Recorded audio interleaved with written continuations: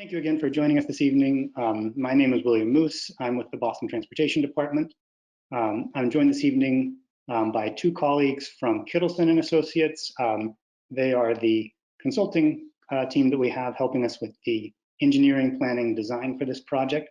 So we have Meredith Sanders and Connor Simler joining us from Kittelson, and so they'll also be helping out this evening. The purpose of this evening's meeting is to talk about a very specific aspect of a larger project that the Boston Transportation Department launched back in the fall of 2020. Oops, sorry there. Did you guys lose my screen for a sec? No, it looks good here, William. Okay, for some reason I lost mine. I don't know why. One sec. Technical difficulties. There we go, it's back. Who knows what happened? So, as I said, BTD project, Boston Transportation Department project that we kicked off in the fall of 2020. One of the elements that came up in the last round of public meetings was how Atherton Street fits into the larger Egleston Square intersection. So that's really what we're talking about today, and sort of different ways that we could potentially approach the access to Atherton and Beethoven Street to achieve a lot of the goals of the project. But I'll talk about that in just a moment in more detail. So just before we get started, I want to mention this project, or this meeting, will be recorded to be posted on the project webpage, so just keep that in mind. There will be time for questions and comments after the presentation, but do feel free at any point during the presentation to post questions or comments in the questions box. We have two handouts with visuals available for download if you want to check those out.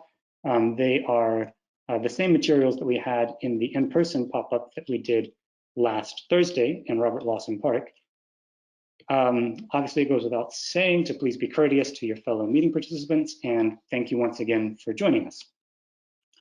So just a little quick overview about the public engagement to date. This is, believe it or not, the 12th public meeting for this project since we kicked things off in the fall of 2020.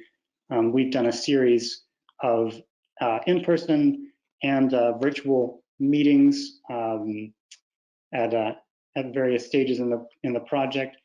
And we just had one, as I mentioned, in person last Thursday, where we covered the same material that we'll be covering this evening. And we have another meeting tomorrow with the same material that will be exclusively in Spanish. So if you have any friends or neighbors, family who might feel more comfortable engaging with the material in Spanish, we would encourage you to encourage them to join us. And we'll have additional engagement around the project in the spring of 2022. A quick plug for the project webpage on boston.gov. We post updates and materials to the project webpage. So you'll find things like this presentation on the project webpage very shortly.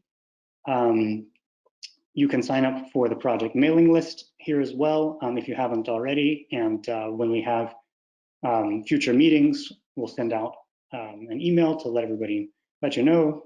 And you can also find details on upcoming events like the one that we have tomorrow on the project webpage and links for registration. So the project webpage is down here at the bottom of the page, boston.gov/departments/transportation/Egleston-Square-redesign. But if you just Google or use your preferred search engine and put in Egleston Square redesign, it should be the first page that comes up.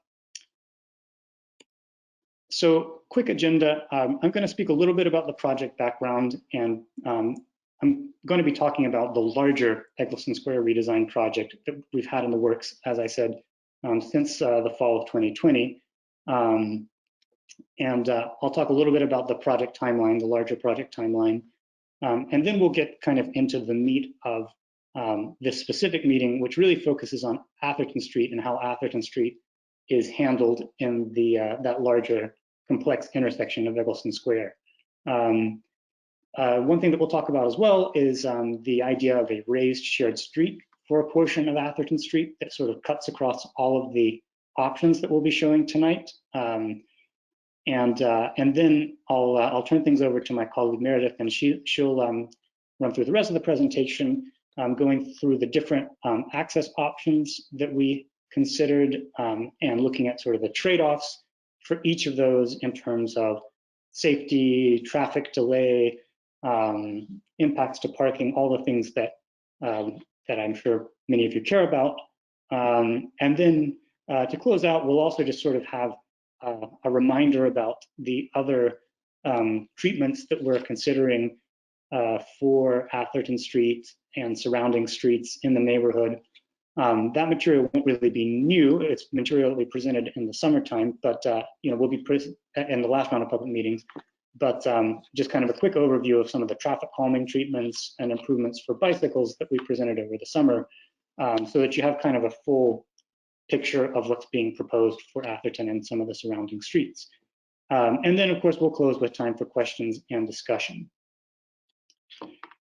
So talking about the larger project, you see kind of in this funny shaped dotted line, the limits of the larger Egleston Square redesign project. So we're really focused on the intersection at the heart of the square, and improving safety and operations and the public spaces that surround that square.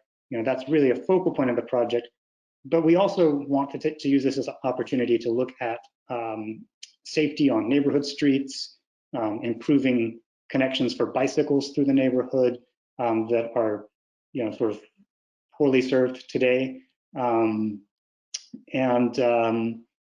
Yeah, so the project really encompasses both the main intersection and a number of significant neighborhood streets like School Street, Atherton Street, Boylston Street, and many of the streets that intersect with those. So, and the thinking too is that the project limits sort of encompass, these streets, these neighborhood streets that form a network around Egleston Square that go from the Southwest Corridor Park in the west to Franklin Park and Walnut Avenue in the east. And these are kind of two important sort of public spaces, green spaces, transportation assets. Even a lot of people use them for transportation, and they're fairly poorly connected today for bikes. And so that's another part of the project that we've been looking at, is how we can improve those connections.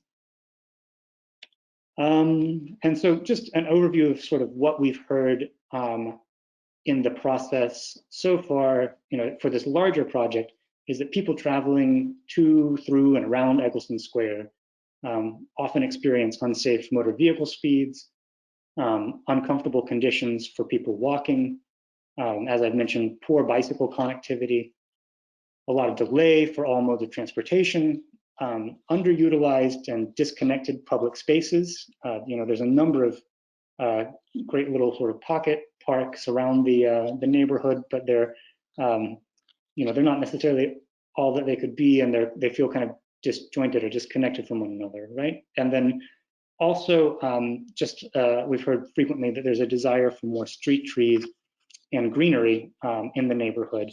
And we might have some opportunities through this project to make improvements on that front as well. So we're really taking a two-pronged approach with this project.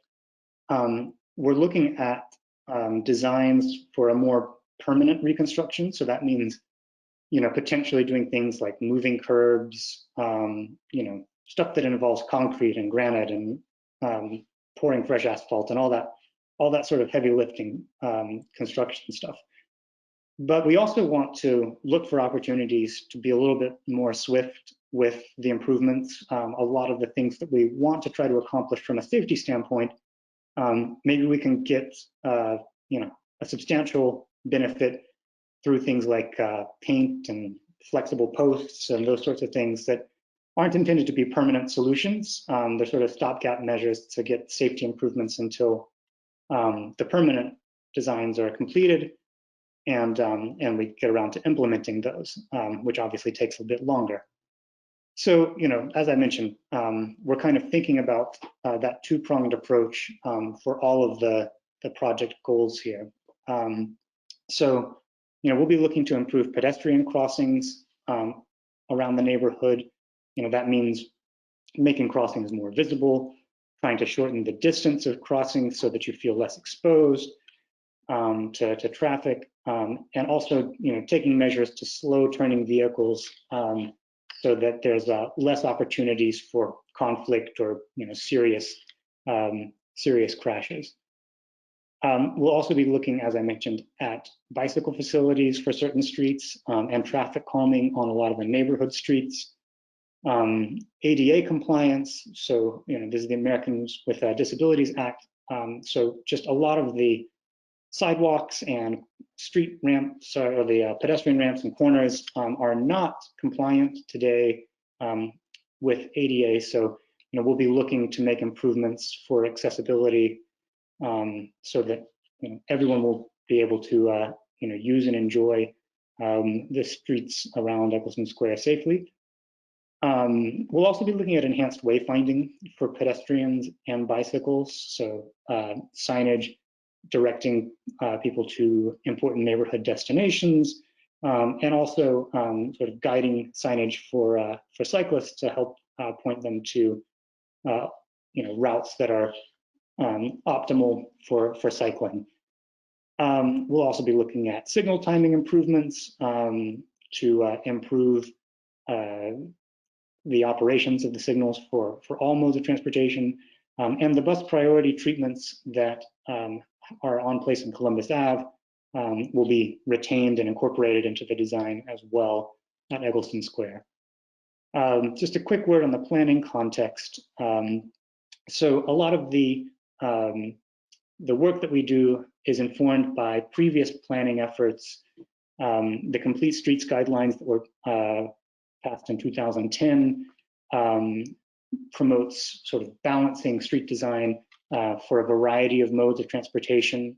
So, we're not thinking just about motor vehicle delay and how fast can we move traffic. It's also about safety for pedestrians, safety for bikes, and especially for vulnerable road users like our seniors, children, and pedestrians and cyclists, right? Also, the city has a Vision Zero program, which is a commitment to take action through design measures to significantly reduce fatal and serious traffic collisions on our streets. It's worth highlighting that the Egleston Square intersection, Columbus Avenue, and Washington Street are all crash hotspots, and there are a number of other minor intersections in the neighborhood like School Street and Washington Street that are also crash locations. So important context there. And then Go Boston 2030 is the city's long-range transportation plan, which recommends sort of a roadmap for how the city envisions transportation evolving over the next several years.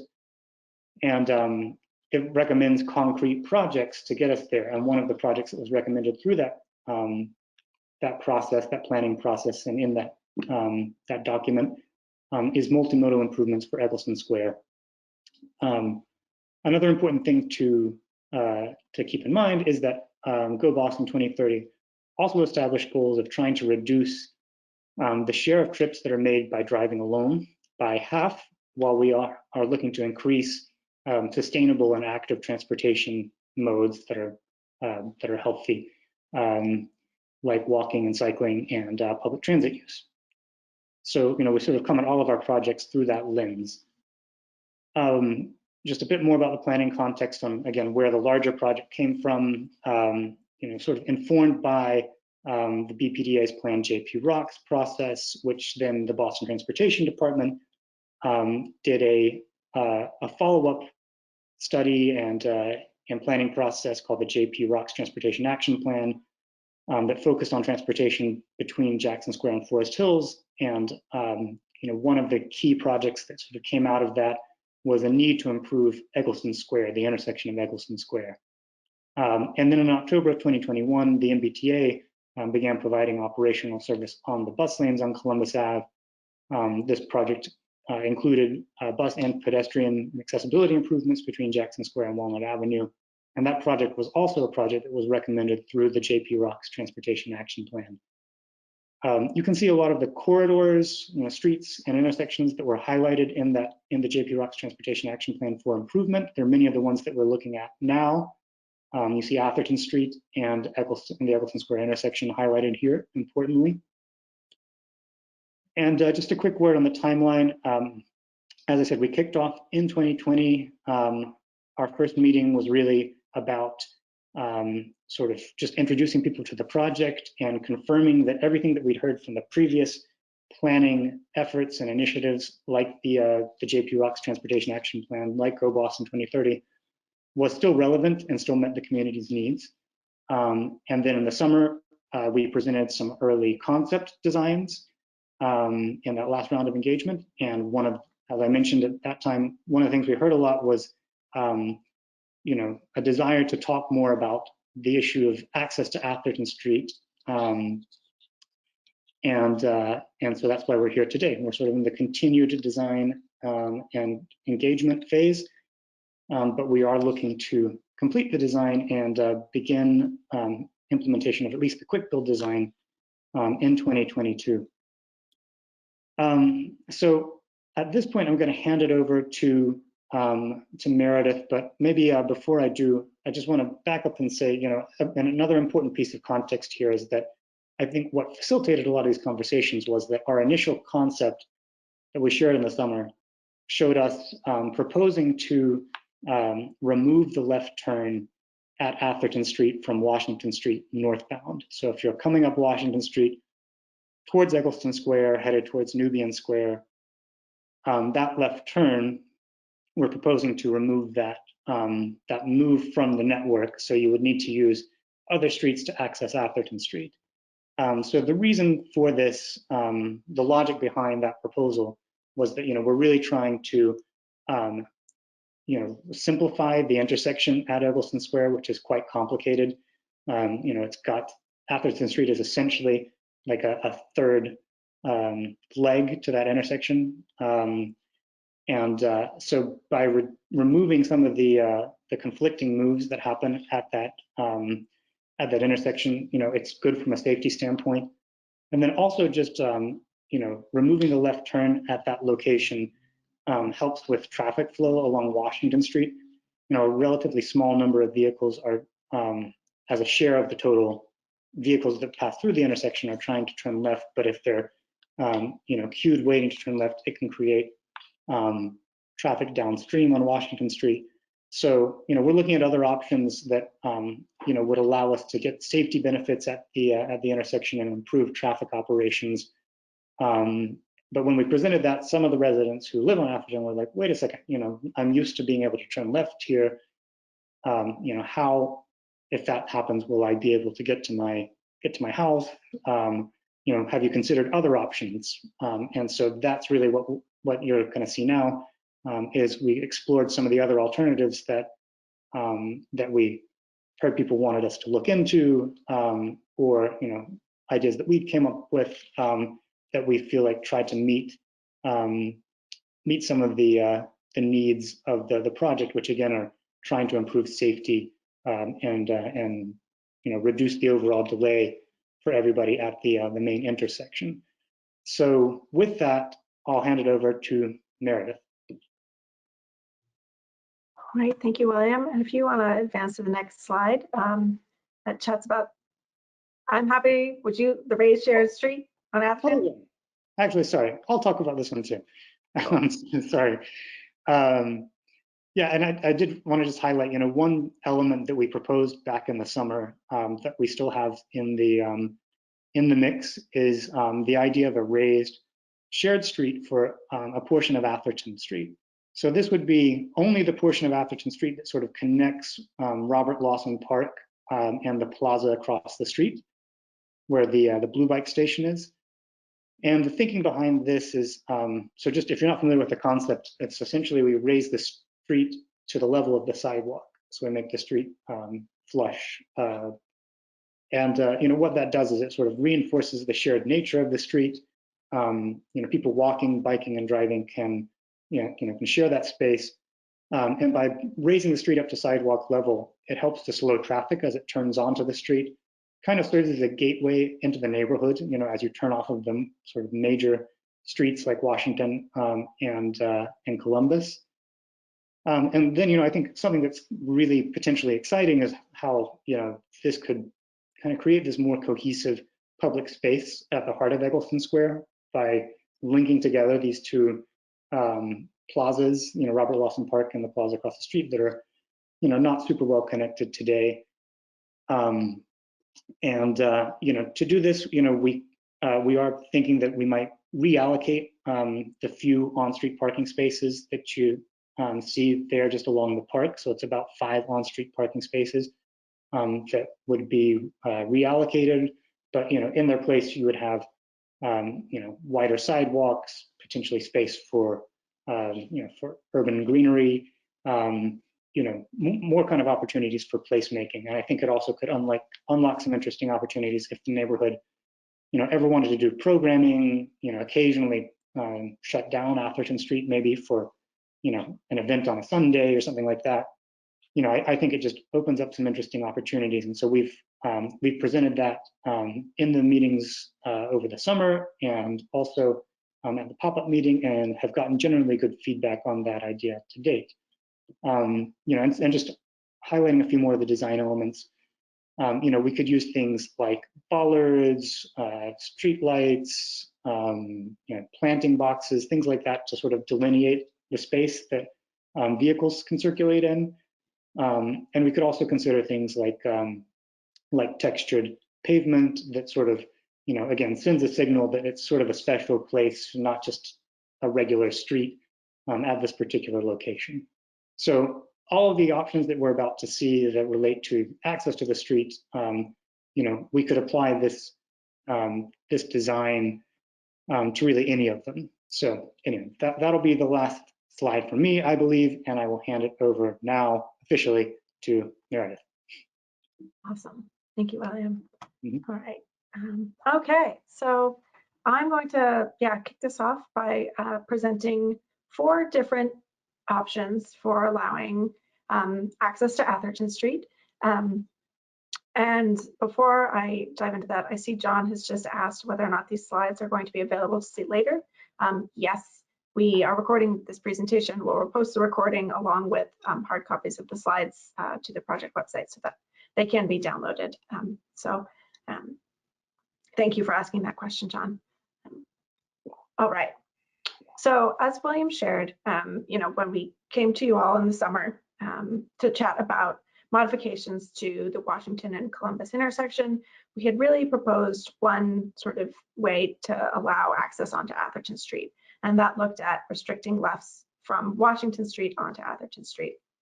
And again, as William shared, folks had questions about that, what it would mean for their travel patterns, whether or not we had looked at other access options.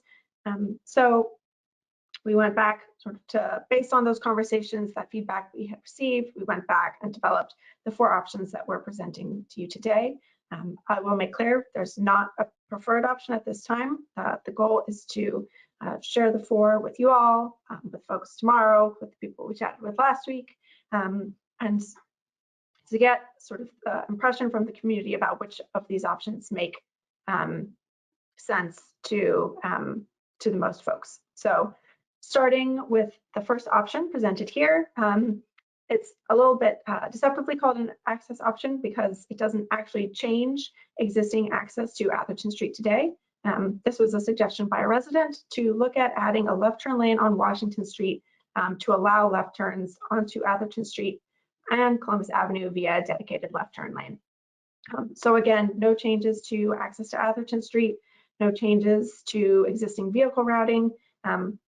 However, you are left with some conditions that exist today that aren't ideal, and some other changes that I'll get into. So firstly, adding that left turn, of course, maintains that existing left turn conflict with pedestrians and people who are crossing Atherton Street, walking along Washington Street. While this left turn would create dedicated space for left turners, it doesn't improve overall intersection delay, so it would not make it easier for motorists to get through the intersection of Washington and Columbus. And you would probably have situations in rush hours where if you were trying to turn left, you would still be waiting in a queue to get to that left turn pocket before you could turn onto Atherton Street.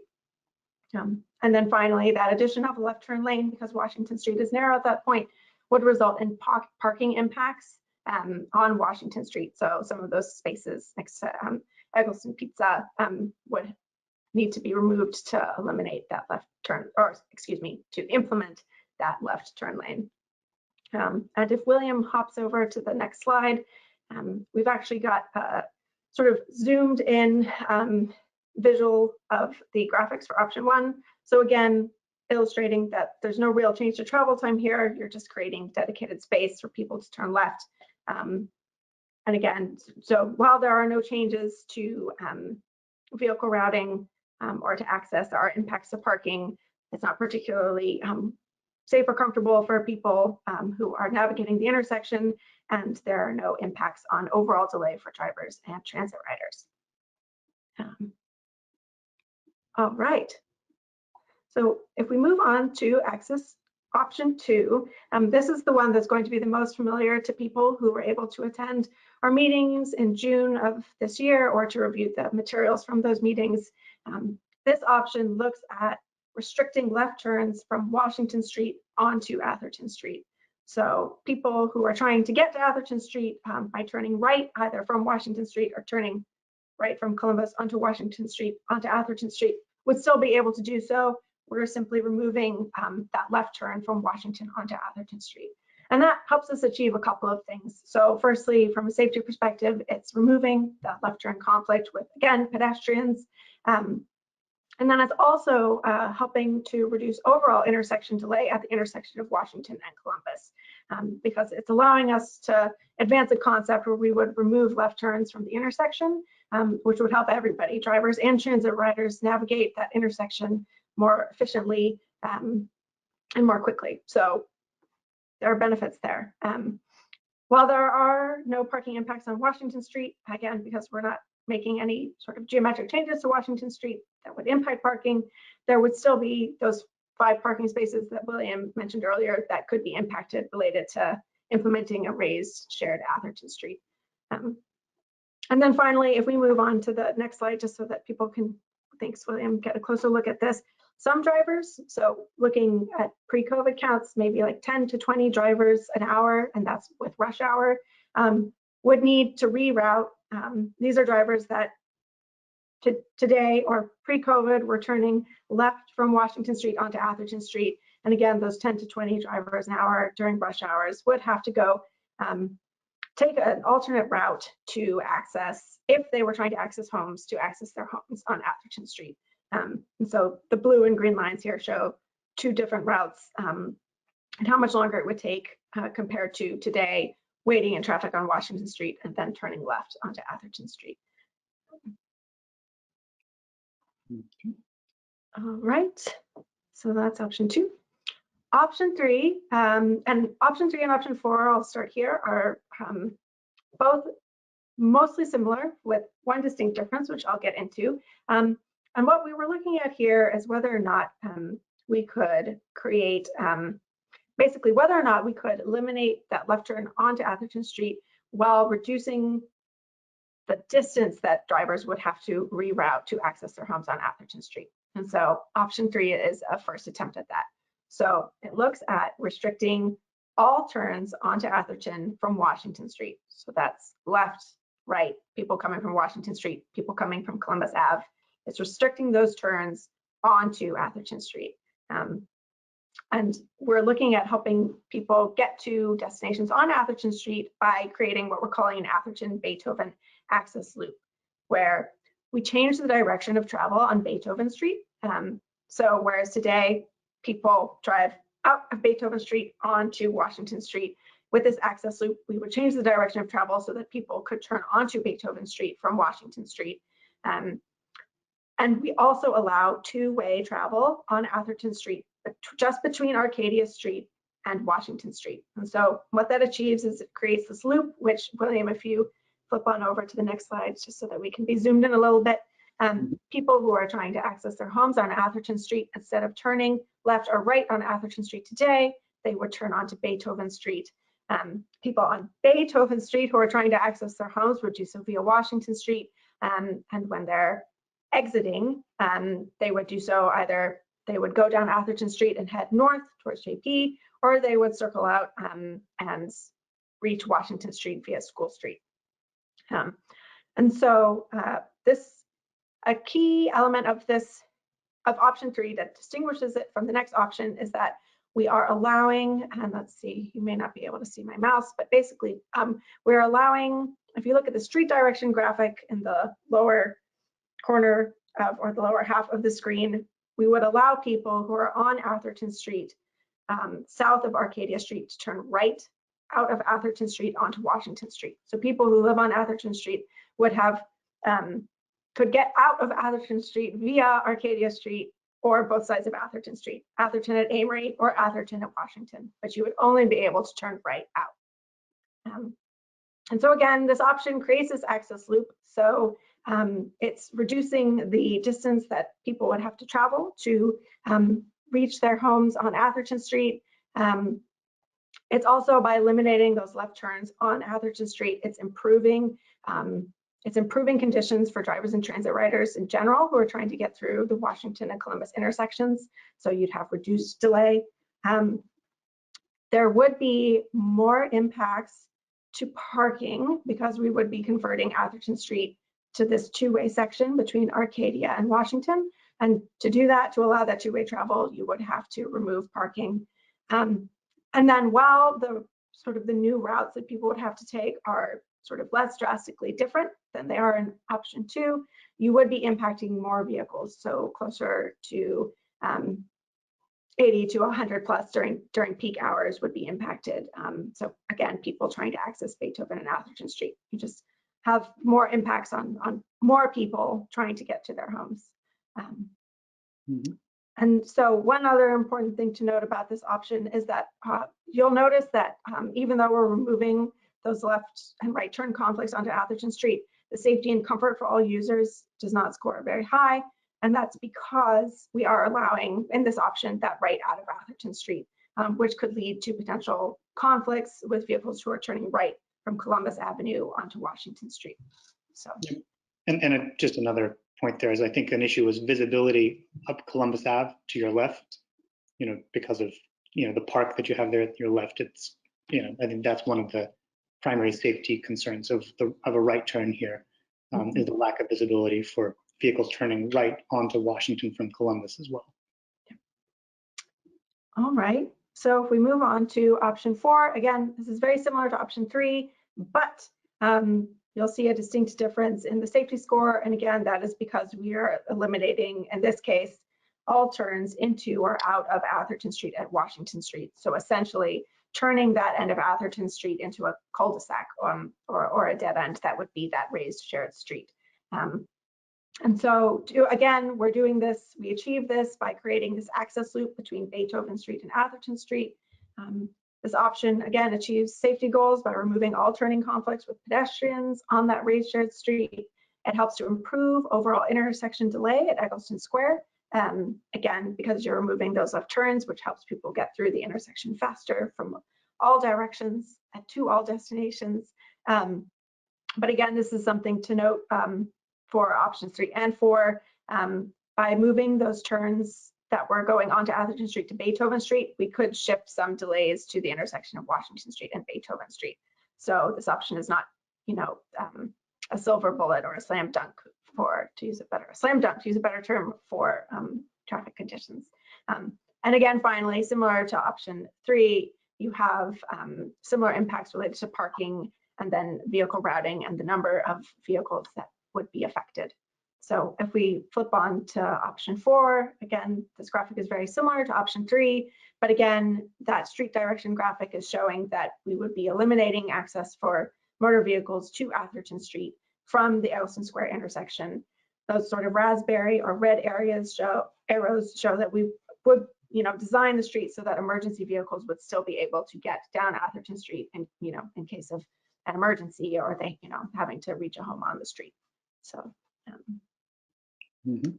Yeah, so Yep, that and yeah, go ahead, William. Yeah. Oh, and I was going to say, I think another important point that I maybe neglected to mention at the outset was that, I think all of these options except the first option that, we proposed, adding a left turn lane, sort of would assume that there would be a drop in traffic volumes on Atherton Street, right? And would sort of change the character of Atherton Street from a street that's used today by many as a cut-through street, to more of a, a street that's, trying to design it in such a way that it's like sort of more consistent with the residential character of the street, right? So retaining access for residents, but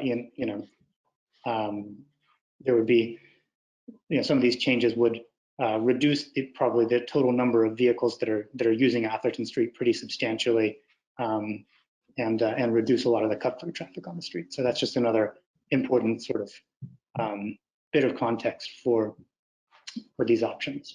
Yeah, thanks, William. Yeah, and related to that, again, for the options that eliminates, and particularly left turns onto Atherton Street, in addition to reducing that cut-through traffic, eliminating that left turn would allow us to advance another concept for the Washington and Columbus intersection, which I alluded to, but which was presented in June, where we're looking at just removing all left turns from the intersection of Washington and Columbus Avenue.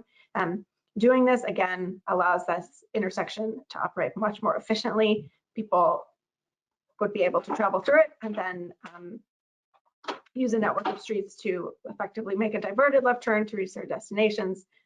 So again, from a traffic perspective, the intersection of Washington and Columbus will operate much more efficiently if we are able to remove this left turn onto Atherton.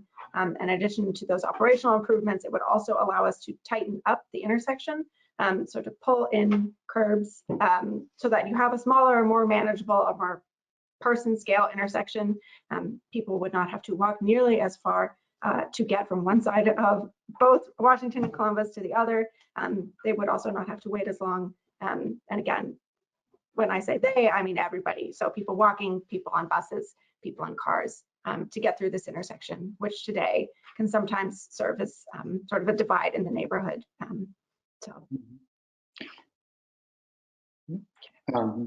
Well, shall we continue then? Yeah. Oh, and maybe it's actually on that point, it's worth just mentioning that all of the presentations, materials from past public meetings where we showed those concepts for the larger intersection at Egleston Square are on the project webpage. There were recordings from past meetings.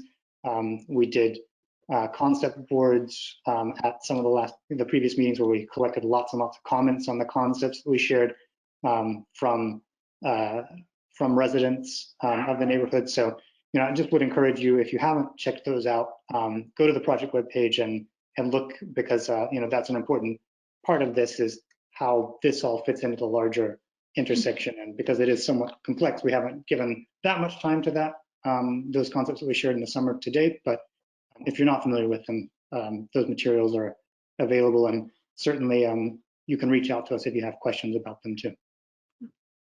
All right. So I saw Magda asked a question, or she made a point about speeding on Atherton Street. So this is a really nice segue to sort of the final sections of this presentation. So we presented the 4 access options that are being considered in the context of the Egleston Square intersection, but as part of the broader Egleston Square redesign, as William noted, we're also looking at opportunities for neighborhood traffic calming and just improvements to pedestrian access on a couple of streets, Atherton Street included, within the study area. And so this slide just presents a couple of sort of tools in the toolbox or options that we are considering to help calm traffic on Atherton Street and on surrounding streets. So I won't read through all the details, but again, some of the traffic calming components that we're thinking about include speed humps, and so again, traffic calming plus safety, include clear corners. Again, traffic calming safety, we're maybe looking at a mini roundabout, and then from a pedestrian access perspective, we inventoried curb ramps throughout the neighborhood and along Atherton Street and Beethoven Street and have identified those, flagged those that do need to be improved to be ADA accessible moving forward. So again, these are some of the components that we are considering for traffic calming. Regardless of which access option is selected, these are being looked at. But again, as William noted, the options that do sort of restrict turning movements onto Atherton Street would sort of work well in tandem and harmony with traffic calming improvements, because you would, in addition to having treatments that are slowing vehicle speeds, you would also have fewer vehicles traveling as, using Atherton Street as that cut through. So those are the traffic calming and ped access options that we're considering. And then finally, before we open it up for questions, we also wanted to, as an FYI, give you an idea of, or just share an additional bicycle improvement that we're looking at on another stretch of Atherton Street. So the stretch between Lamartine and Amory Street. This is part of, or I guess this bike facility was conceived of as part of a larger discussion about providing a safe, comfortable route for cyclists between Franklin Park and the Southwest Corridor through the Egleston Square neighborhood. As William mentioned, those larger sort of route options we're considering and bike facilities on other streets outside of Atherton can be found on the project website. But just to give you all an idea of what we're looking at on this particular street, Atherton Street, this concept shows a separated contraflow bicycle lane that we are considering again on this stretch. The graphic is a little bit hard to see, but the green, so if we're looking at the map on the bottom half of the screen, the green line on the lower half of the road is the separated contraflow bike lane, and separation is going to be achieved either but basically by providing horizontal and vertical separation. So either with flex posts, which you all would be familiar with if you walk by the intersection of Beethoven and Washington, those flex posts that are implemented with the daylighting, or that separation could be achieved by raising the bicycle facility to the level of the sidewalk. So we're looking at both options. The images here show both an example of a separated bike lane, again, in this case, one that is raised, and then a contraflow bike lane. So contraflow basically means we're providing a dedicated facility for a bike to travel in the opposite direction of travel on a one-way street. So Atherton Street is, as you all know, again, because people use it, is a really direct connection between Lamartine Street, between the Southwest Corridor and Egleston Square, the heart of your neighborhood. So looking at providing that contraflow, this contraflow bike lane as part of the route that will help connect people to Egleston Square and then beyond it up to Franklin Park. So we're happy to answer questions about bicycle improvements as well. And just highlighting that again, this was the exact concept that was shared in meetings over the summer. So this isn't a new thing, but it's just again to give you an overview of sort of everything that's being proposed for Atherton Street. And this little piece of bike facility makes more sense if you look at it kind of as part of that larger proposal to make that connection that Meredith alluded to, that she mentioned between the Southwest Corridor and Franklin Park. But this is kind of that first kind of important piece of that connection when you're coming from the Southwest Corridor. A lot of people use the street this way today, but there's no bike facility there. So it's just about making that, a safer, more legible sort of way for people to get into, into the neighborhood. So I think that, sums up what we've prepared for the presentation today. Just, quick reminders on the discussion that we are recording this. Again, the handouts are available for download here, but both those handouts and the slides will be up on the project webpage very shortly. So check that out if you want to, review these or, share them with anybody else. And yeah, with that, I would say we can get going with the questions. William, maybe I'll read some of the questions that have come in while you were presenting. I think that you addressed some of these, but I want to make sure they're, my understanding is people can't see other people's questions until I respond to them. So what I'll do is I'll type being responded now so that everyone can see it. The first question comes from Jacob about the Washington Street the left turns onto Atherton are around 10 to 20 drivers per hour at rush hour.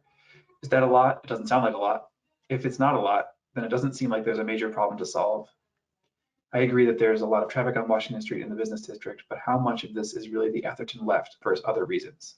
I think this needs further study before saying we need to eliminate the left turn. Yeah, I think that's a fair point.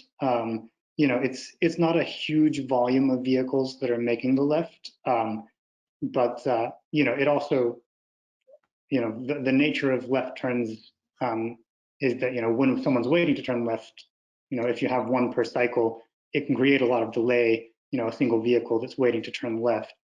And I think it's also, you know, that might not be the primary driver of delay at this intersection. I don't think we're suggesting that that's, you know, what's creating most of the delays. I mean, part of it's just the sheer volume of cars that are trying to, you know, get through this location at certain times of day.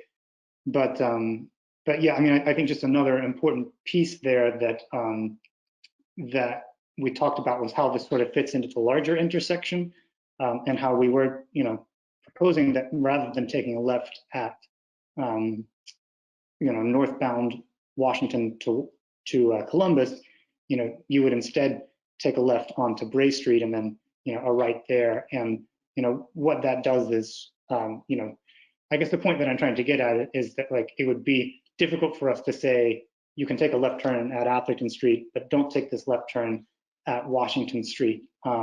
You know, I think from kind of a legibility standpoint, one of the things that we, you know, would like to, you know, try to do is just sort of simplify the intersection so that there's kind of an understanding that you can't take lefts. And then, like I said, I think it's also sort of that safety point that Meredith kept talking about, is that we know that, you know, just sort of as a general rule, wherever they take place, left turns are less safe than right turns. So if we can, you know, replace left turns with, you know, a series of right turns, you know, that's just better from a safety standpoint. So anyhow, I think that's kind of the answer to that one. Great. I want to respect the order that things came in, and it looks to me like Sandra Herbert has had her hand up since more recently than the next question, or longer ago since the next question. So I'm going to try to, Sandra, can you unmute and ask your question?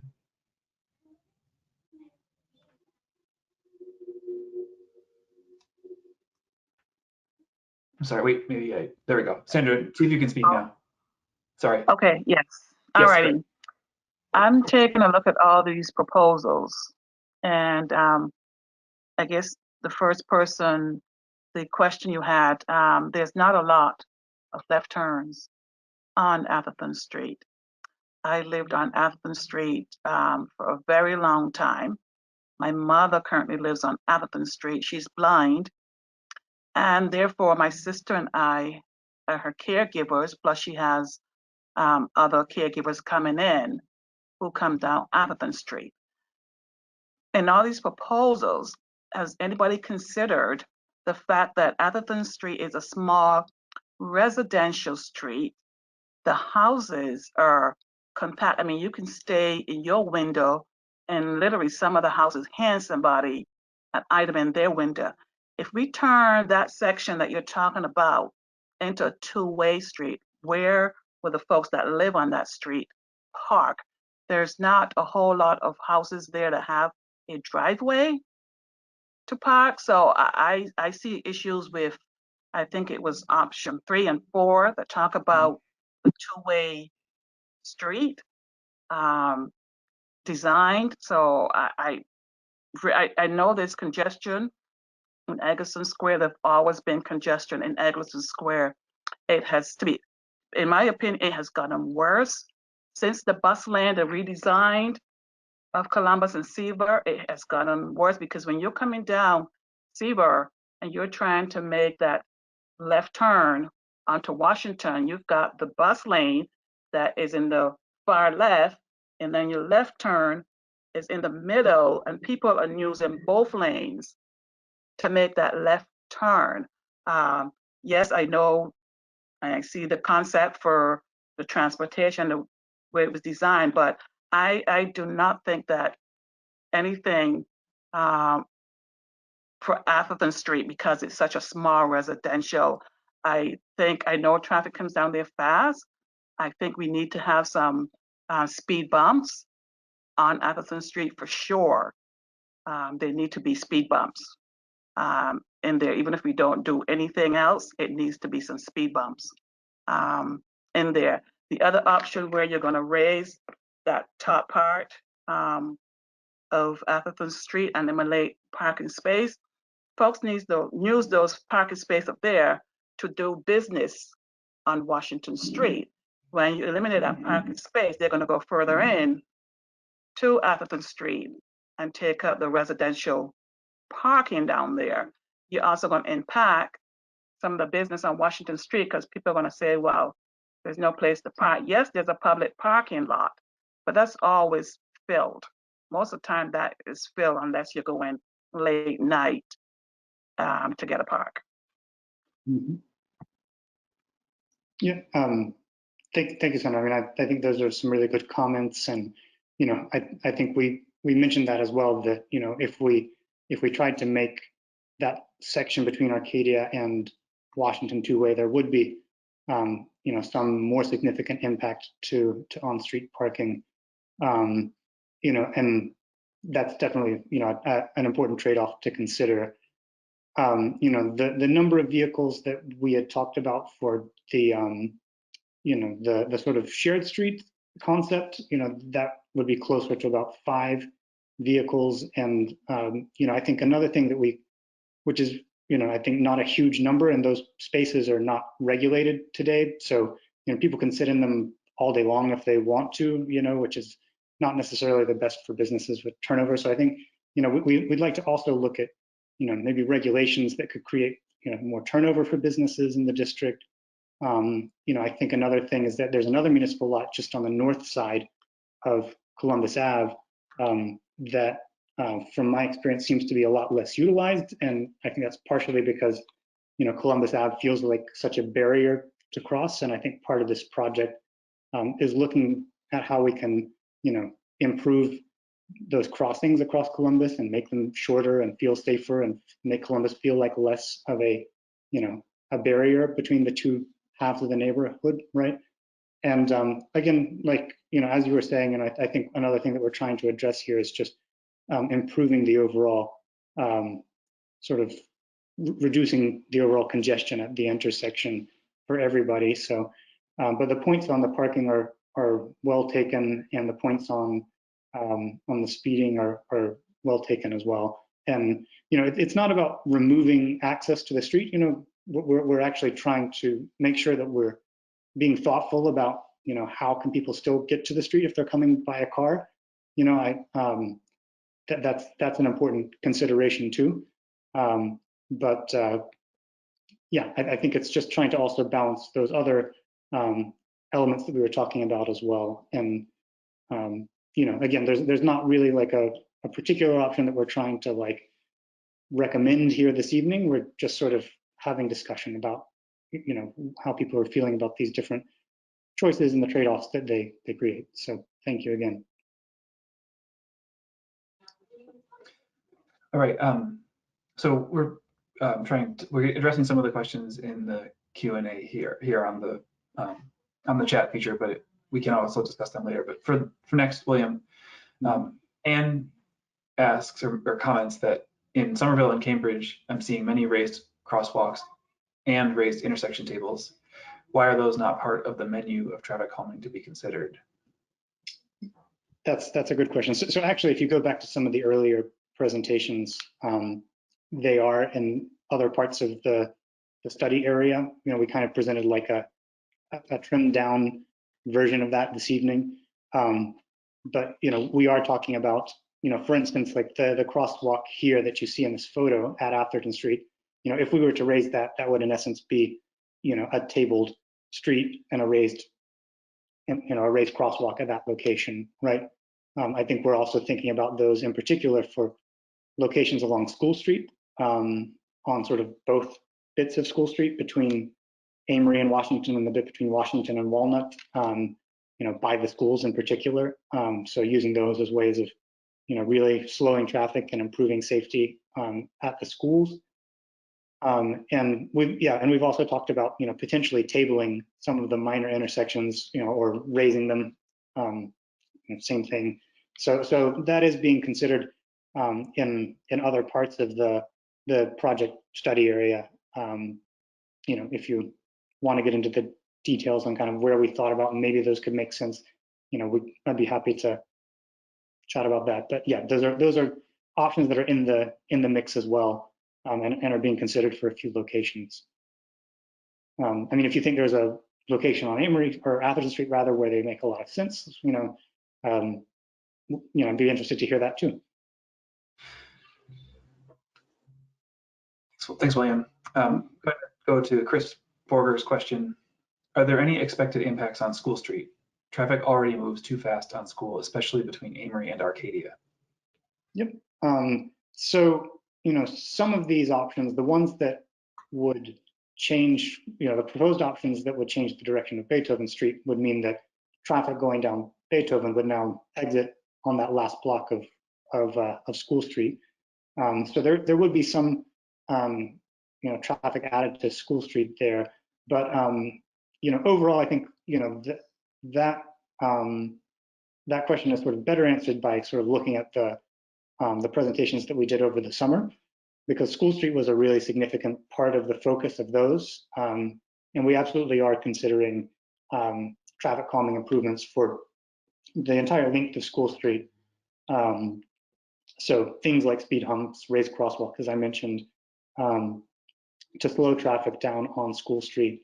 It's in the name, right? There's multiple schools, high density housing. There's a lot of reasons why we need to slow traffic to safer speeds on that street. So that's definitely a part of the focus of the project.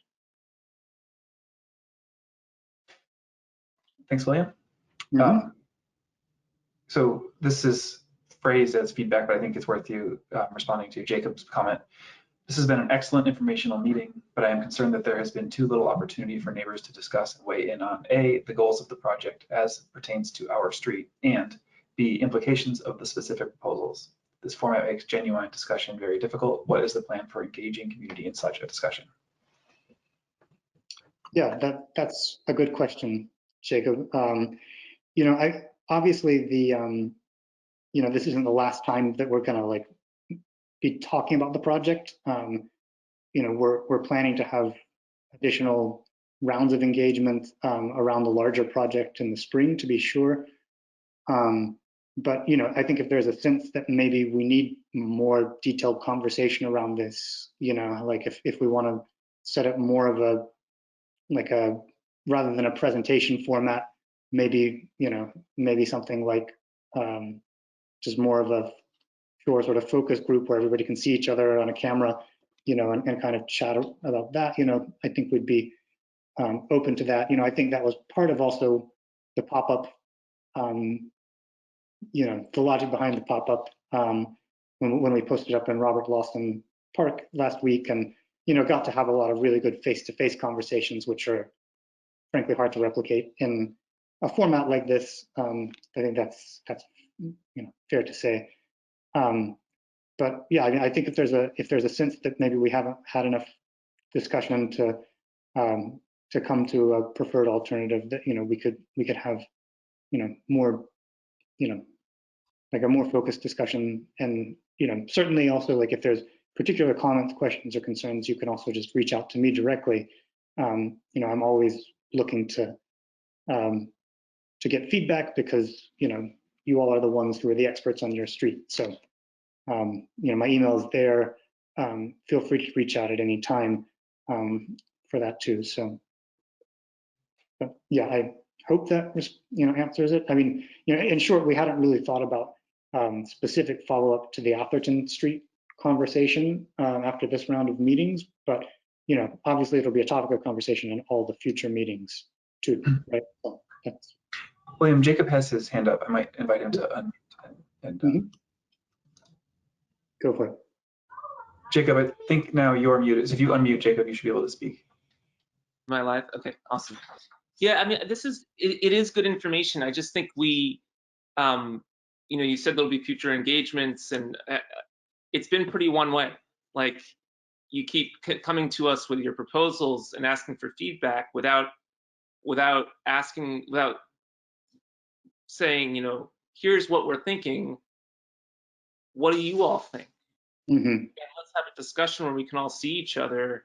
And you know, if I talk to you one-on-one, I don't know if Ellen or Maria is talking to you one-on-one, I don't know what my neighbors think about this. The whole point of this, as a community project, community discussion, is that we come together around some consensus-ish, vision for this project. I mean, I think that's the goal. Mm-hmm. You know, if the goal is just that you guys have already decided you want to eliminate all left turns from the intersection, you're just trying to go through the charade of this and sell us on that, then that's a different thing.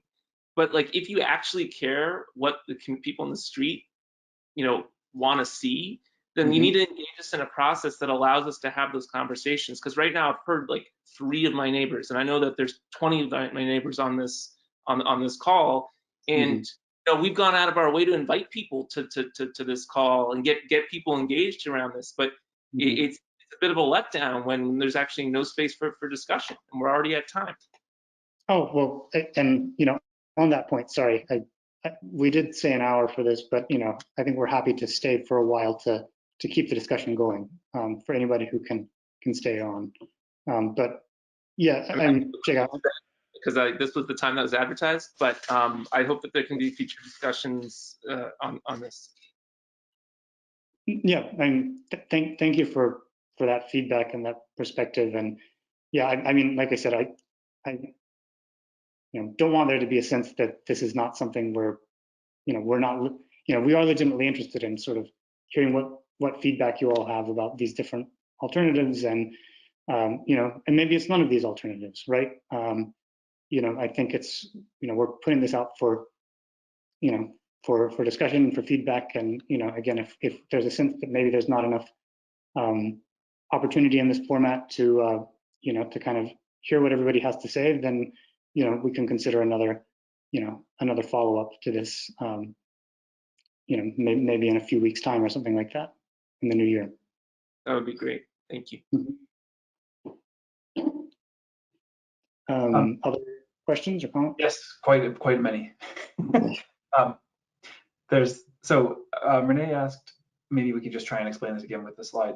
Do you think the design, I believe Renee is speaking about, or asking about options 3 and 4, but do you think the design will shift the same traffic flow to Beethoven? Can you explain again how changing the direction of Beethoven will slow the amount of traffic in the area?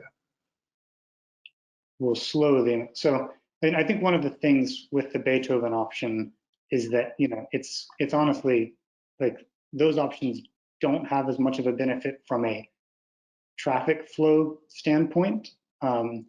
You know, I do think obviously the less direct a route is, if you're trying to cut through a neighborhood, you know, probably the fewer cars will try it. I mean, you know, obviously drivers are inventive and, you know, figure these things out, but you know, I don't think it would like substantially change the you know, the overall volumes that are, you know, say using either Atherton, you know, that are using Atherton today. But yeah, I mean, the primary benefit of that would just be that, you know, there's a lot of conflicts that are concentrated in the intersection of Egleston Square. So, and having all those moves into Atherton as well as sort of just adding to that complexity. And so, you know, shifting that down a little bit does have some benefits, you know, shifting some of that away from the intersection. But, you know, if the question about slowing traffic, is that more about sort of traffic calming on the neighborhood streets? I might not have understood the question fully, that last bit of it. Maybe Renee, if you could unmute or put in the chat. If you want to unmute, I'll invite you to hear it, but it's up to you. Can you guys hear me okay? Yes. Thanks, Renee. So here's my question. So as you're shifting the traffic and you're changing the directionality of Beethoven, is the idea to move that traffic from turning left on Atherton to now turning left on Beethoven? Yeah, so the idea is to move traffic that was coming northbound on Washington Street, that was turning left on Atherton Street to access Atherton Street, to move that to Beethoven Street. That's one option, right? We're not saying that that's the option that, we think is best, or it's just, it's one way that we could, try to achieve the goals of simplifying the intersection, getting those safety benefits at the intersection of Egleston Square. But yeah, as we saw, I think when we presented the options, as Meredith said, it's not really a slam dunk from a traffic standpoint, because, some of the same issues that you have with left turns at Atherton Street, you would have at Beethoven Street too. But, my sense is that also, combined with things like traffic calming, making a less direct route for people to try to cut through the neighborhood, it may, have some impact in reducing the overall volume of cars that are using Atherton Street, or that we're trying to make that left, kind of into that part of the neighborhood. There's not like an explicit sort of intention to move all that volume onto Beethoven Street, if that's the question. It kind of is. So, I mean, if you're looking at, so living on Beethoven, if I was to come out of my driveway and take a right, go down Beethoven and then go up toward School Street, there would be a pileup at that light at School Street. Because wouldn't that increase the amount of traffic at that School Street light? Yes. Sorry, one more question. So then when you look at it that way, like in the morning, because of the school that's on School Street, that's going to back that all the way back down School Street. So that would cause a lot more congestion. And the other thing too is Beethoven is not as long as the other streets in the area. We're one of the shortest streets. The amount of congestion, I can see that happening on our street. And also, sorry to keep going on, Beethoven used to be in that direction, and there was accidents. People fly down these streets. Like I said before, I've been here 46 years. People fly down the streets. I've had 2 cars totaled on the streets of Jamaica Plain. To me, it's not ideal. But I'll end my thing. So yeah. No, I think those are all really good points. You're right. With a shorter block, there's frankly just less room to store cars on it, right? I mean, that's a good point. And the points about the congestion around the schools, good point as well.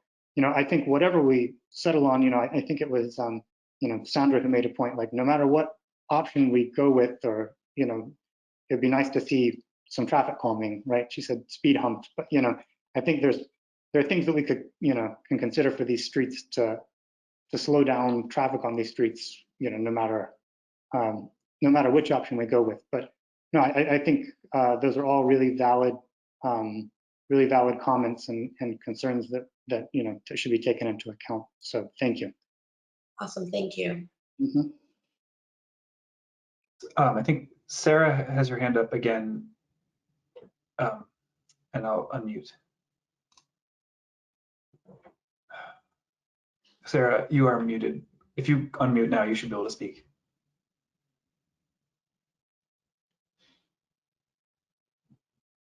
There, can you hear me? Okay, great. Thank you for all these details. It's kind of a lot to absorb, but I have one comment and one question. The comment is, I applaud your considering raised crosswalks, speed humps, and contraflow bike lanes. I think those all could make a huge impact without even thinking about what you're doing with the cars. The question is about the cars. I feel like a lot of times you were saying you could do X, Y, or Z, but it would involve removing parking. And I think, or I wonder, has the city considered providing zip cars?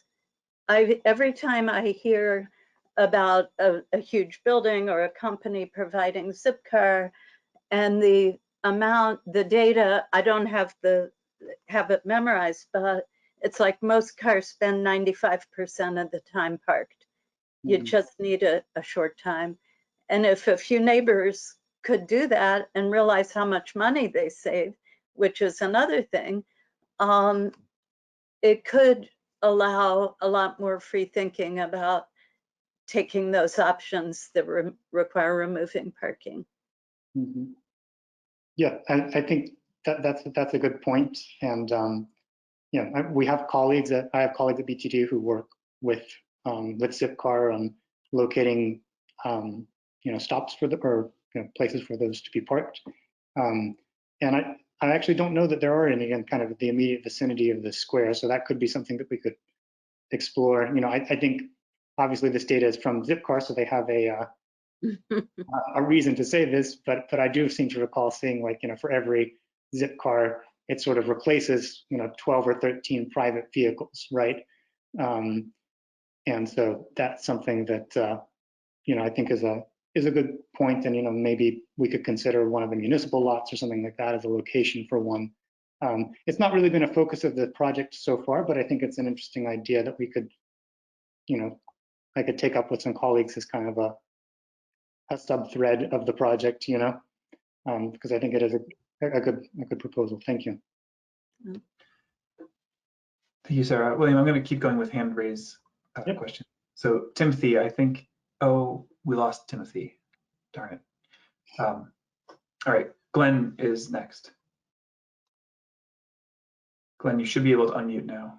Oh, yeah. Hi, can you hear me? Yes. Okay. So just a couple quick comments first before our question. We live at 6 Atherton, so we're like right at the intersection you're referring to. I think it's Sandra's points. It's definitely gotten busier there. There's a lot more angry horns, especially during rush hour after the bus lane construction. So I'm sure there's more congestion there. I'm not sure. The left turn lane onto Atherton doesn't seem to make sense as a solution. But I also don't think that, and blocking off Atherton would be great. It would be like one giant speed bump, because then you wouldn't need speed bumps after that, because the only people driving on the street would be the people who live there, wouldn't be the people who are cutting through and speeding down the street. But I also don't want to kick the problem over to Beethoven either. I don't think that's fair. Just a couple of points there. And to Jacob's points earlier, is there a way we could set up just a poll to poll us for the 4 options you gave, and maybe to offer other options, like just some kind of quick polling thing, vote kind of? Yeah, I think that's something we could put together for sure. And we could share it out to people who came to the meetings. I could share it out to the project mailing list. We have probably more than 100 emails there of people who have signed up. Can put it on the project webpage. I think that could be a good way to get feedback on some of the options, and maybe have just some more open-ended questions as well for people who, like you're saying, maybe want to suggest a different idea altogether, right? Not that I have one I haven't really had time to think about it, but some people may have ideas out there, and it's, people at one end of the street are going to have different solutions than people at the other end of the street, and people on Beethoven are going to be different than Atherton, but that's sort of why it'd be good to get a consensus, I think. Yeah, I think before the next meeting, if there is indeed a next meeting. Yep, I think that could make a lot of sense as something for us to explore. So thank you. Awesome, thank you. So I see Timothy. I think Timothy is actually still here. However, the hand is down. I'm going to try to unmute. Okay, hand's back up. Okay, I will unmute you now. Go ahead. Thank you for these great ideas. In response to a commenter before who was asking about general goals for the project, I think the goals are really consistent with a lot of conversations we've been having all over the city, and finally have someone in, City Hall who's working on it. So let's be glad for that. 2 questions. One is, could you restrict left turns onto Beethoven from Washington under option 4? In order to prevent that queuing on Washington Street. It's really the left turns that are the killers. And then 2, it seems like some of the traffic coming from Egleston over towards Mozart Street and Hyde Square is probably going to use Bragdon then. So you're going to have some of that is going to go through Bragdon. And as someone who's with a home on Beethoven Street, I just want to thank the previous Atherton Street resident for his concern to not shift the problem over to us. So yeah, so just those two questions, left turn restriction from Washington, and just like maybe also want to consider how it, you know, may increase the load on Bragdon. But option 4 seems pretty intriguing. Thanks. Yeah, no, thank you for that feedback. And, you know, I guess, you know, sending it back to you for a sec, Timothy, would you then envision that the left turn would have to happen at Boylston Street, like further south, if you wanted to get into the neighborhood? Well, I hadn't gotten that far, but Okay. Yeah, I don't know. Just I was wondering if you'd thought about it.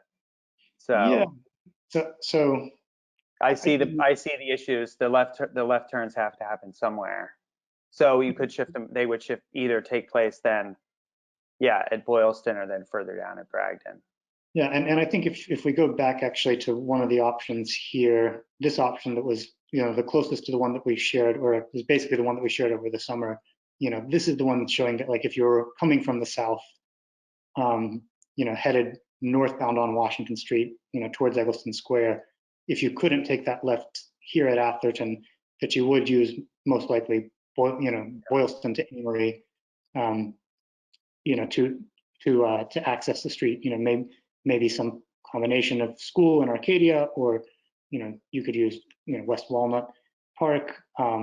You know, another thing that we had talked about as well, that since we have the map up here, is, you know, potentially reintroducing the option of a left turn at Bray Street, because right now you can only take a right here. So, you know, that would also offer an opportunity for people to, if you're coming from this direction. And again, you know, our thinking is that if we can simplify the intersection, we can reduce the overall delay there. So, you know, having to go through an extra light isn't quite the same burden that it was before, right? So, you know, potentially you could continue through and then use Bray Street to go left and then on to Atherton that way. So that's just, you know, these options are, there's 4 of them here, but there obviously could be further variations on these, you know, as other people have alluded to, right? Again, maybe it's none of these are the right solution, but, you know, we wanted to put these out for comments. But I appreciate those comments. And then your other point was about Bragdon Street, which I think is this one up here, just off the map. Maybe receiving more of the burden of traffic. Is that what I was understanding, to get over towards like Hyde Square and that part of the? Yeah, that's right. Yeah. Okay. Thank you for those comments. Sure. Thank you. Thank you. Flavia's hand is raised. Flavia, I'm going to try to unmute you now.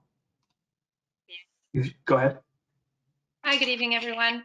I live on Beethoven Street, and I have company. I had 2 comments. The first is actually regarding Arcadia. And I don't know if you've done any studying on that street. It's a very narrow 2-way street, and just there is definitely concern about the increase. It's already a dance to be able to go either turning onto the school or onto Atherton. And I'm just concerned about increased traffic there when you have parking on both sides of that street. So that's just a comment. The other is just a thought about parking in general. There are several business districts in the area that have had to decrease their parking because of on-street dining. You know, outdoor dining options have now taken up space on in-street parking spots. And so just offering that up as, you know, all of us are, you know, the business owners in Egleston, maybe providing some pushback in terms of reduced parking, but that is a situation that's occurring in lots and lots of high volume business districts around here. So I just wanted to share that thought. Yeah, absolutely. And I think that's obviously another constituency that needs to like weigh in on this, right? Like we you know, we don't want to like say, okay, we're going to go with this option that removes like, you know, half the parking on, you know, the block between School Street and and Columbus Ave for the small business. You know what I mean? So I mean, we have to weigh those considerations as well. So. And then I just wanted to, it seemed like there was a hard sell early on in the meeting. It seems like that hasn't been backed off, but just it seems to me to be a really incremental improvement to move a left turn onto Beethoven in terms of the traffic flow. Like that, to say that would improve any traffic flow seems unlikely at best, just because already once you get closer to Columbus, at least sometimes people can go around, but at Beethoven, you're just backing up into the School Street intersection.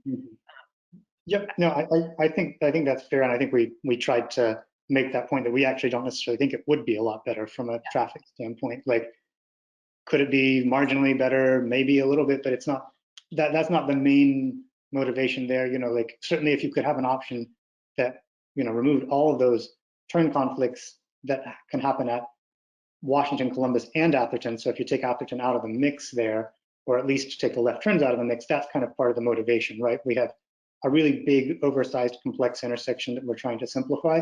So that's kind of the main thinking for why shifting it to Beethoven. But again, it doesn't, none of these are like perfect solutions, right? They all have trade-offs. And I think that's what we're trying to get at too, is that like, none of them will make everybody happy. None of them are perfect across the board. You know, we're trying to balance a lot of considerations. And, but yeah, that's a very good point. All right.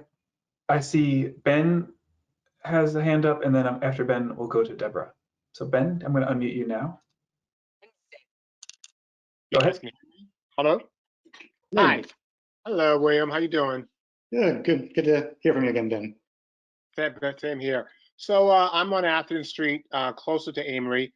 I'd first like to make a comment. You know, I don't want to inundate William with emails, but he's been fantastic at responding to folks with comments, with questions. So kudos to you on that. And I agree with Jacob. It would be nice to have maybe a meeting, you know, indoors, where maybe we can have a further discussion where more community residents can be in attendance. One small point, yes, you know what, I'm a big proponent of the speed humps on Atherton Street, regardless, as someone else mentioned. I don't know what the time frame would be if we were able to get speed humps. Are we talking a year, 2 years? That's my first question. Yep. And the second, and I'm sorry. And the second question, it may not be the right discussion, but we have an issue on Amory Street now leading to Dimmock during rush hour, morning and evenings. And because the signal at Dimmock and Columbus is so quick that, you know, oftentimes there's only time for enough 4 cars to get through there. So we're getting a lot of backup all the way to School Street and beyond in the mornings and evenings. So from a congestion standpoint and a pollution standpoint, would there be any thought, and I apologize, this is not the right meeting for it, but would there be any thoughts of maybe increasing that signal timing to give a little bit more time for people to come off a Dimmock? Or another neighbor suggested, well, maybe should there be 2 lanes where 1 lane could go left and the other lane could keep going straight? That's just, yeah, just one thought out there. But thank you very much. Yeah, no, thank you for those comments. So the first one on the timeline, you know, we were actually talking internally as a team today about, you know, sort of what could we deliver next year, what might need to, you know, be delivered in the following year. So, you know, I think potentially some traffic calming elements like speed humps, you know, may be able to be implemented in the next construction season. So, you know, we'd be talking probably summer at the earliest. That's partially also because of funding, because we need money we have money for design right now, but not for construction. And so that would become available to us at the start of the next fiscal year, right? So that would be the earliest that we could realistically like build anything. But you know, those are not quite as heavy a lift as some of the other construction things that we would want to do, you know, that might involve things like traffic signals and, you know, moving drainage structures and a bunch of other stuff like that. That tends to be, you know, more of a heavy lift, right? So I would say, you know, that probably next summer at the earliest would be, you know, when we could potentially look to start implementing some of the traffic calming measures, maybe potentially in the springtime for some of the stuff that's not heavy construction, like paint and flex posts or stuff like that. But that's sort of like the timeline as we see it now. And again, all that, some of this stuff is contingent too on just the future sort of public engagement conversations, right? And how those go and what we get to, because we kind of want to ideally have the whole project sort of neatly wrapped up, before we get things underway with construction. So that's about the best I could say right now on the timeline. As far as the signal at Dimmock and Columbus goes, I think we will take a look sort of at the next stage of this project at the entire sort of corridor, like the sequence of lights along Columbus Ave, and see if, because if we're making changes at Columbus and Washington, so at Egleston Square, we'll also want to look at the other signalized intersections along that corridor, and see if there are opportunities to improve the timings there. So that's definitely something we can look at.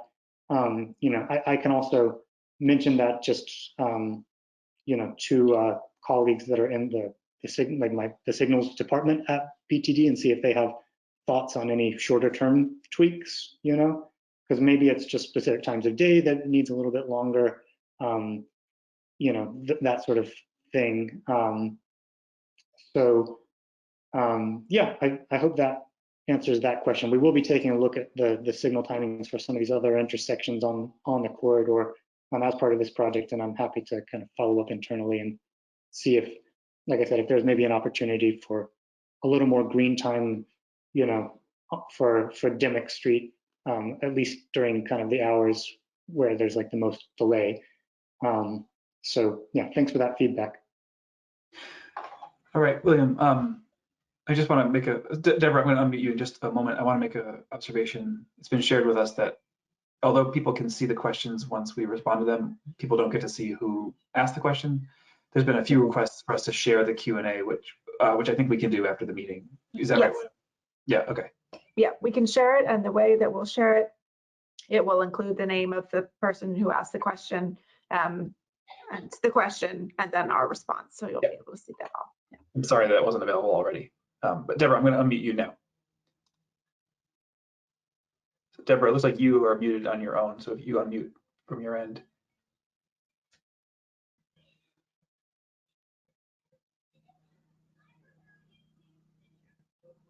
Deborah, can you? Okay, yes, I did it. Okay, I was trying to figure out how to do that.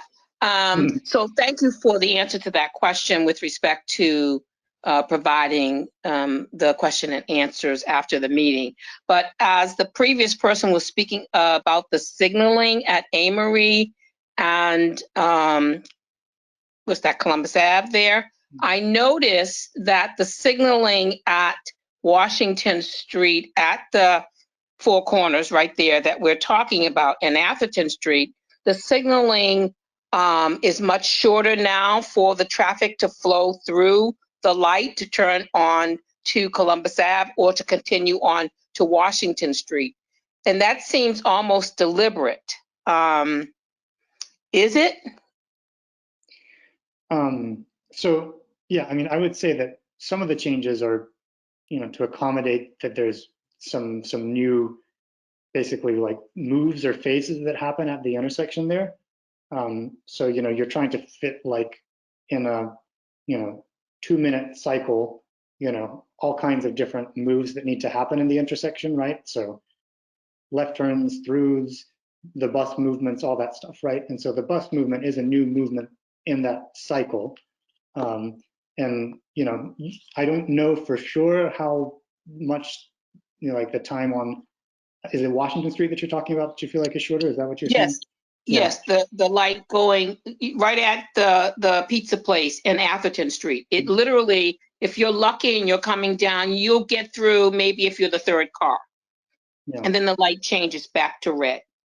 Yeah, so and I live on Beethoven, so we're talking about that little short block trying to get into Washington Street. Then I get to the light and I may be able to get through if I'm the third car. Mm-hmm. Yeah, so like I said, I can't speak on authority with how much it might have changed previous to, other like signal timings there, but I can, I can say that I think there probably is some, like some less time given to that, just because of accommodating some new like phases at the intersection, like the bus phase that wasn't there before, right?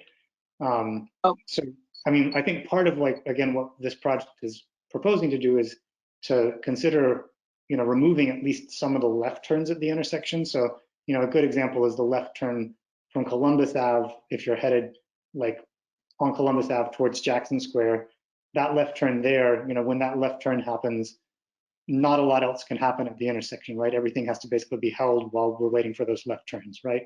Right. So potentially, if we could remove that phase and have people make that turn somewhere else, the benefit there would be that, that's time that we can now give to other stuff to move in the intersection, right? And we wouldn't have to, does that make sense, right? So we wouldn't need a separate phase for the bus to move through there. It could go with like the rest of the traffic that's going through.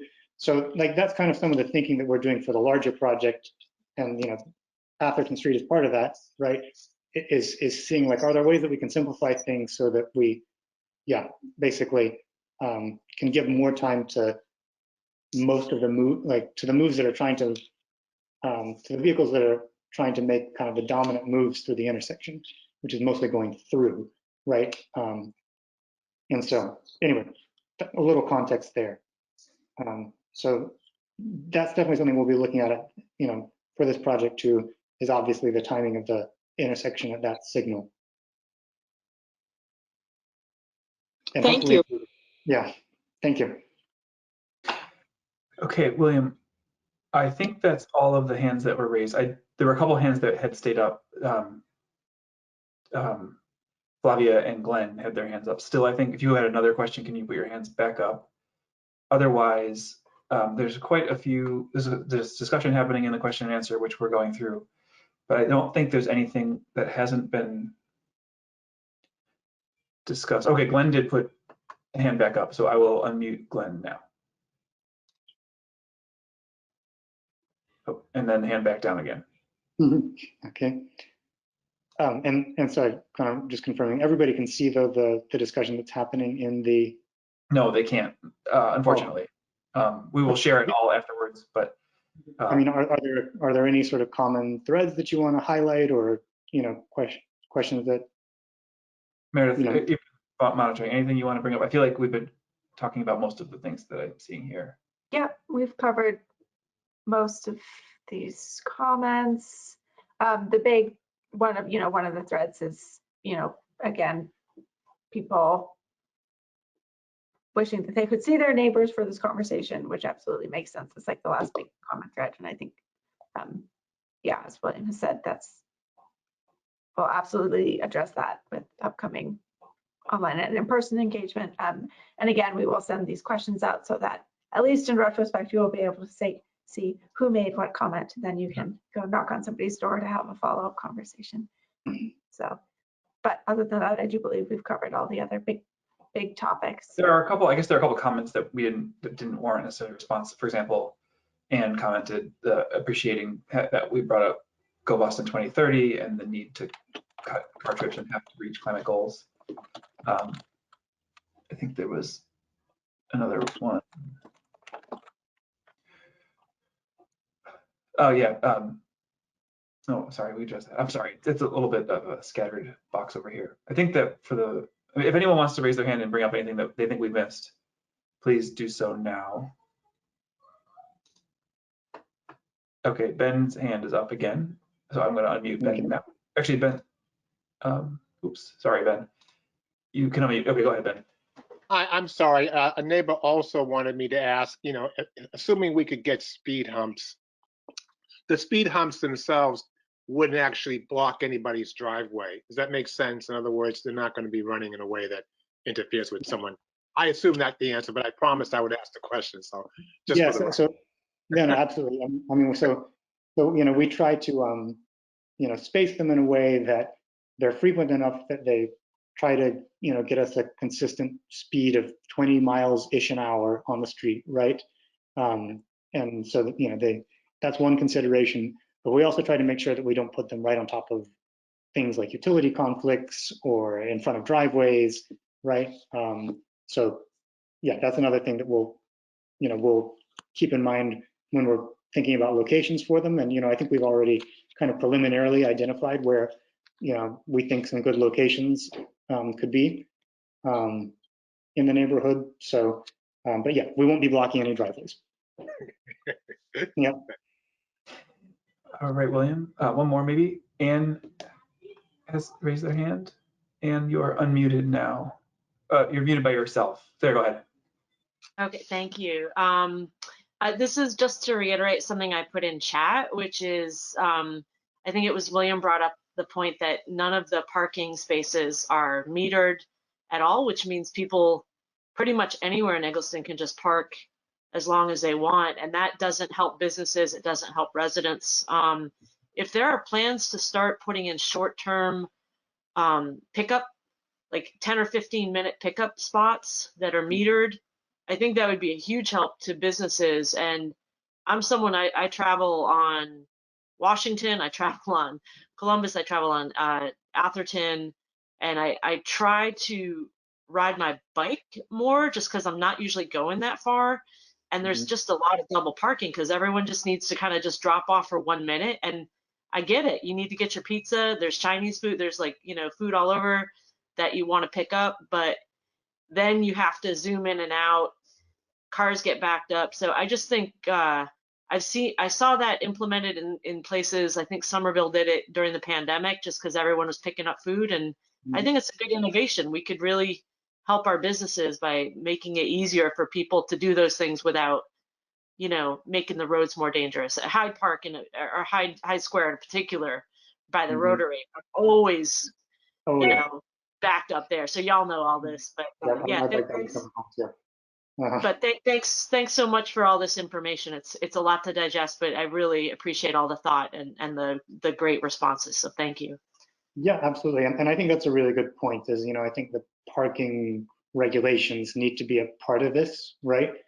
And, I can say that we've also had, we had projects like when we put in bus bike lanes on Brighton Ave, for instance, that street has a lot of similar kind of like quick, sort of casual takeout dining places, restaurants. And we changed a lot of the curbside regulations there to be short-term pickup drop-off, and hasn't like completely eliminated the issue, but they're basically pickup drop-off or loading most of the day now, and I feel like that has relieved a lot of the pressure that was there before, and a lot of the double parking. So I think meters are a bigger conversation with both with the businesses and internally at BTD, trying to you would think they'd want to expand meters, but anyway, I think looking at parking regulations at a minimum and also maybe considering things like metered parking, could be part of of the solution as well, because you're right, it also has traffic impacts when someone's double parked. So thanks for that feedback too. Anything else? That is it for the hands raised. And I think, okay, a couple questions have just come in at the very end here. In terms of near-term actions, it seems like Atherton contraflow lane seems like it could be piloted quickly. That's more of a comment than a question, but. Yeah, I think we would tend to agree with that. And then the last question here, I'm not really sure, maybe Francis, if you're open to it, I'd invite you to unmute. Any thoughts on permit parking? So Francis, I'm going to give you the option to unmute now. If you'd like to elaborate. And I see that Timothy has their hand up now too. Francis, are you able to unmute or interested in unmuting? Maybe I will jump to Timothy first. Timothy, you can unmute yourself. Well, I guess looking at the present, I mean, just to maybe ask a question about whether the contraflow bike lane or some kind of bike lane could be a quick build thing on Atherton, or something that could be piloted, maybe not over the winter, but we could plan for it in the spring and do it with barrels and see how people react and see what it feels like and kind of test it out. Yeah, I think that's a great idea. It's a good, so I guess what would we have to do to advocate for that? Yeah, I mean, I think that's actually kind of the direction we're going in with, kind of a quick build approach, like, to your point, like, it probably wouldn't be like perfect, there would be things that we would want to tweak in a more permanent condition. But, two important pieces of the project are thinking about, contraflow bike lane on that section of Atherton Street, and then a contraflow bike lane on the portion of School Street between Walnut Ave, Franklin Park, right, and Washington Street. So, those are two locations where there's like a pretty strong desire line, and you see a good many people riding the wrong way already, right, on those streets. And I feel like, those are things that we could probably do in a tactical way pretty quickly. And I think that's kind of where we're leaning towards is,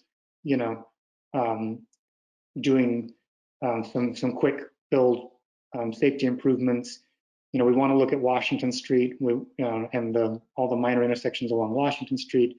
We want to look at the intersection itself and see, are there things that we could do in a tactical quick build way there? But then, yeah, the bike connections are also something that I think we want to look at as well and see, because we would like to deliver some improvements in the coming year, right? And not necessarily wait for the full, have to wait for the full shebang, right? To be totally designed and bid out and constructed and all that stuff, right? So thanks for that feedback. And yeah, I mean, if you like that idea, send me an email. Tell me tell me you think it's a great idea, and we'll keep it in the records, and use that when we're having kind of internal discussions about trying to prioritize these projects and move them forward. Okay, William, I want to go back to Francis because now I see a hand raised. Francis, you should be able to unmute yourself. Go for it. I think you're unmuted now. But you may not have a microphone. Francis, if you're speaking, we can't hear you. It seems like Francis's question was about parking permits, like maybe resident parking permits, I'm assuming. Possibly. Yeah. I mean, assuming that that's kind of the direction it was going in, I think like that could be something that we consider. I'm not aware of any projects where we, the city, have recommended resident parking permit as part of kind of a solution to a design problem or but I do know, that certainly before the pandemic and probably to some extent still, there are people who would, park on some of these streets all day long and then ride the Orange Line, or, maybe people who work at the businesses who are parking there and, on residential streets, most of the day. So, I think that gets back to the earlier point about how really the regulations, like around here, a lot of the streets are unregulated. So you can park as long as you want, as long as it's not like, street cleaning day. And so, I think we can look at curbside regulations. Like right now, I think we're focused more on the major streets and trying to make those work better. But, if you have questions about sort of residential parking permits, we can talk about that. Like the city does have sort of an established process for how we tend to establish those, which kind of comes from more of like a grassroots citizen initiative usually. But yeah, that's, sorry, not having more context in the question. That's kind of what I would say to that right now.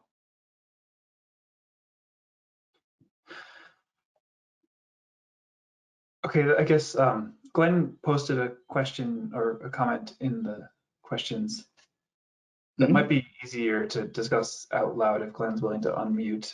The question is, the right-hand green arrow from Columbus onto Washington doesn't activate until the straight flow green arrow turns red. It seems these could be activated at the same time to add time for other movements in the traffic cycle.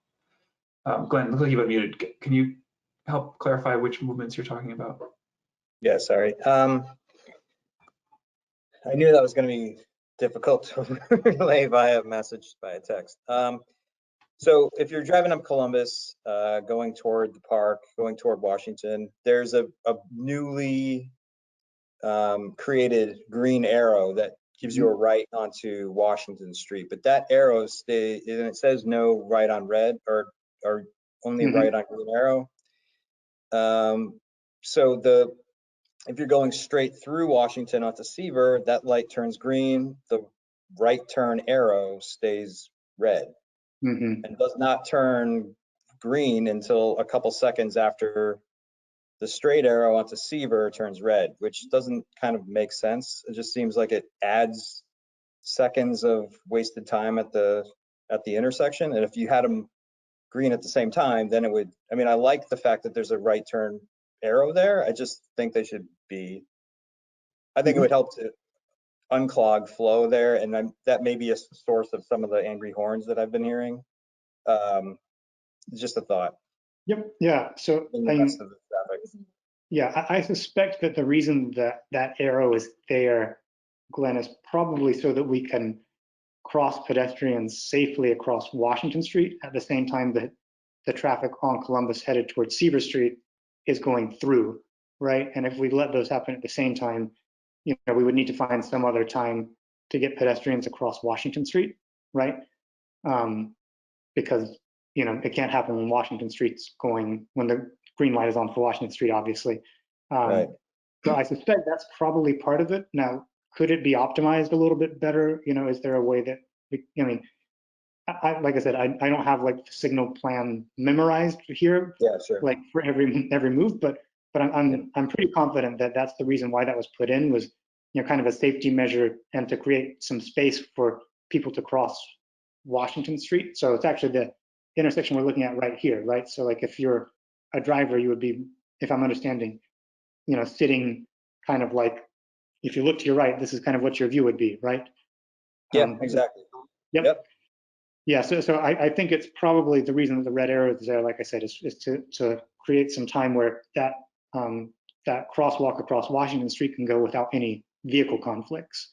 But if there's, like I said, I'm not saying that it's perfect. We could definitely take a look at that and see if there's an opportunity to better optimize. I know I know it's a complex, you know, situation, but I just thought I'd bring that up, and it makes sense that it's a pedestrian assisting light kind of thing too. So.